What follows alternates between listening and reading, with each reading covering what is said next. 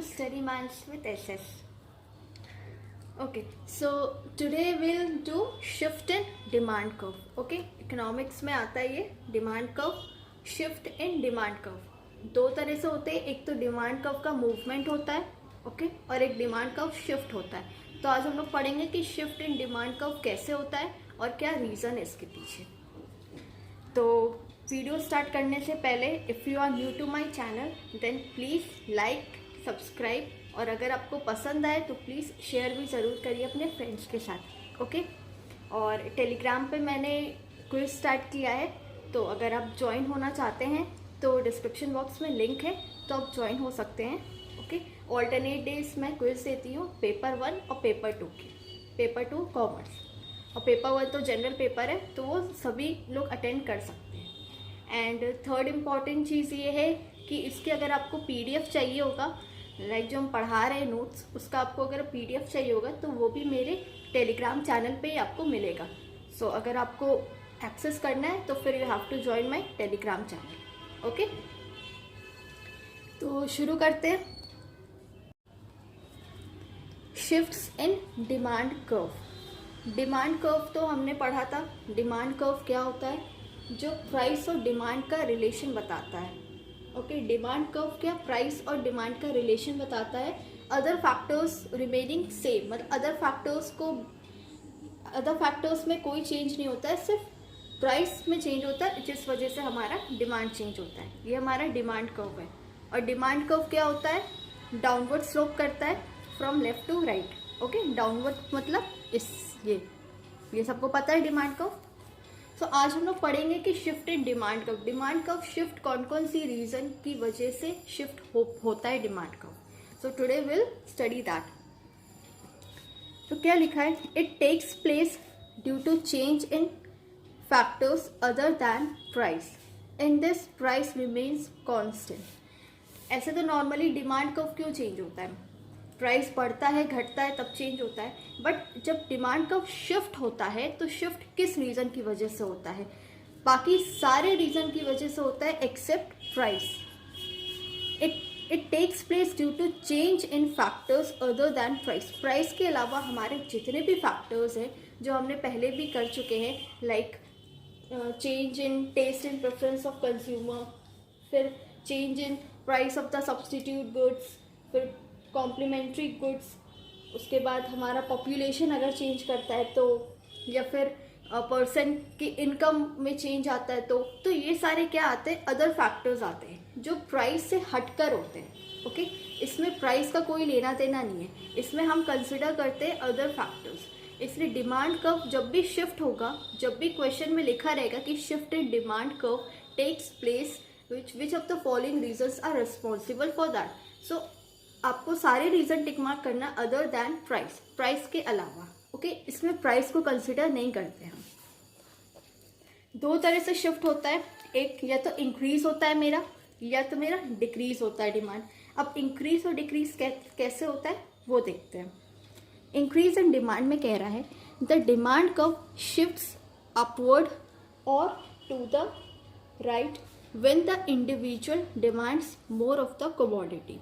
कह रहा है डिमांड कर्व मेरा अपवर्ड शिफ्ट करेगा. अपवर्ड मीन्स लाइक देखो, ये मेरा डिमांड कर्व है. अपवर्ड क्या हुआ? अपवर्ड ये हुआ ना इसके ऊपर. अपवर्ड मतलब क्या होता है? ऊपर.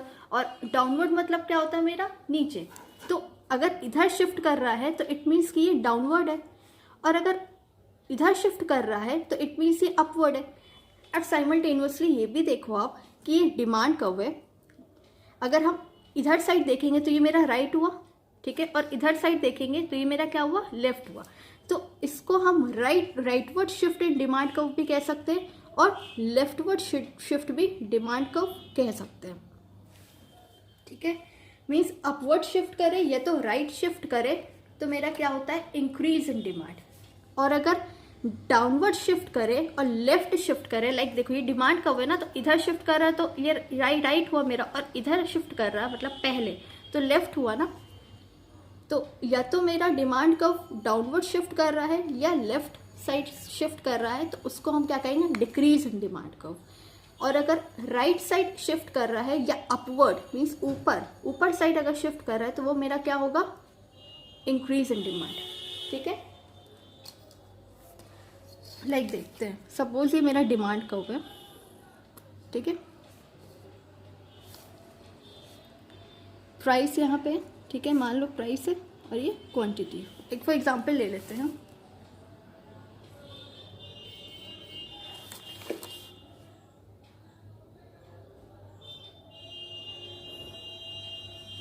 ठीक, ये मेरा डिमांड कर्व है। ठीक है, डिमांड कर्व।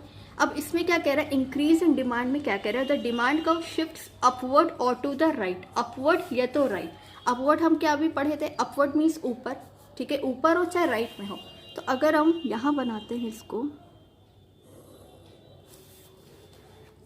ये मेरा क्या हो गया, इंक्रीज इन डिमांड। क्योंकि देखो प्राइस तो मेरा कांस्टेंट है, ये क्वांटिटी होता है and this is price. Like see, price तो मेरा क्या है, प्राइस तो मेरा कांस्टेंट है ना। प्राइस में तो कोई चेंज नहीं आ रहा, प्राइस मेरा यहीं पे है ना, प्राइस मेरा बढ़ रहा है ना घट रहा है। बट मेरा डिमांड क्या हो रहा है, शिफ्ट हो रहा है। डिमांड मेरा कहाँ शिफ्ट हुआ, राइटवर्ड और अपवर्ड। सो ये हो गया मेरा इंक्रीज इन डिमांड। ओके, इसको हम क्या कहेंगे, increase in demand. Why so, because our demand curve is shifting upward और राइट साइड शिफ्ट कर रहा है यहाँ पे। ठीक है, तो ये हो गया मेरा अपवर्ड। क्योंकि प्राइस में कोई चेंज नहीं आया, प्राइस सेम है आपका। ठीक है, प्राइस में आपका कोई चेंज नहीं आया, ना प्राइस आपका बढ़ा है ना घटा है, सिर्फ आपका डिमांड चेंज हो गया। और ये क्यों चेंज होता है, just because of other factors.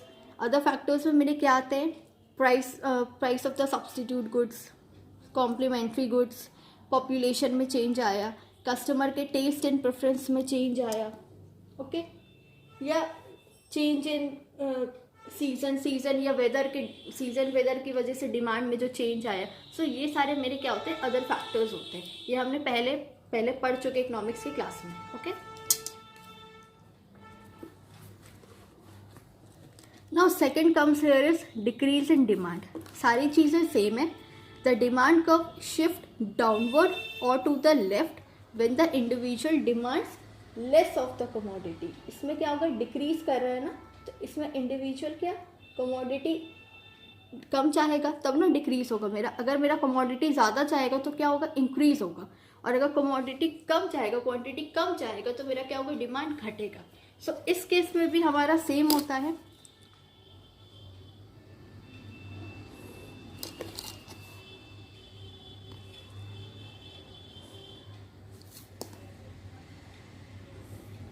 इसमें क्या होगा, मेरा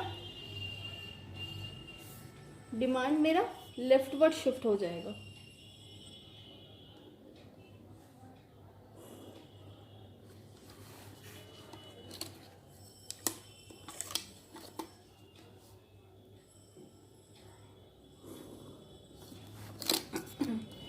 देखो ये क्या हो गया, मेरा लेफ्टवर्ड शिफ्ट हो गया। पहले मेरा डिमांड कब ये था, यहाँ पे D1 दे दो, यहाँ पे D2 दे दो। पहले मेरा डिमांड कब क्या था, यहाँ था, लेफ्टवर्ड शिफ्ट हो गया है। तो मेरा डिमांड कब कहाँ आ गया, यहाँ आ गया, दिस इज D2।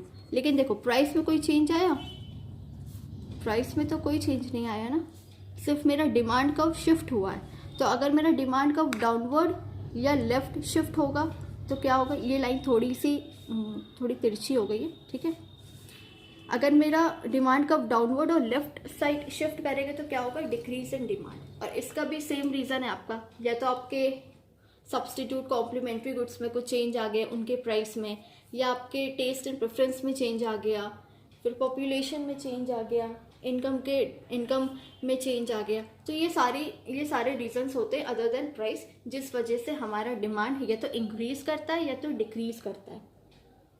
ठीक है, और इसी को हम कहते हैं शिफ्ट इन डिमांड कर्व।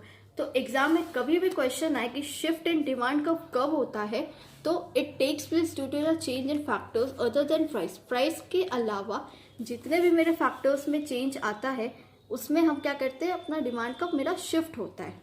ठीक है, और शिफ्ट दो तरीके से होता है, या तो इंक्रीज होता है या तो डिक्रीज होता है। तो होप सो आपको समझ में आ गया होगा कि शिफ्ट इन डिमांड कर्व क्या होता है। और इसी तरह एक और होता है जो होता है मूवमेंट अलोंग डिमांड कर्व, जिसमें डिमांड कर्व क्या करता है, मूव करता है। वो हम लोग नेक्स्ट क्लास में पढ़ेंगे। ओके, सो होप सो आपको आज का वीडियो पसंद आया होगा। अगर पसंद आया है तो प्लीज़ लाइक करिए, शेयर करिए और सब्सक्राइब करिए। Till then take care everyone, bye.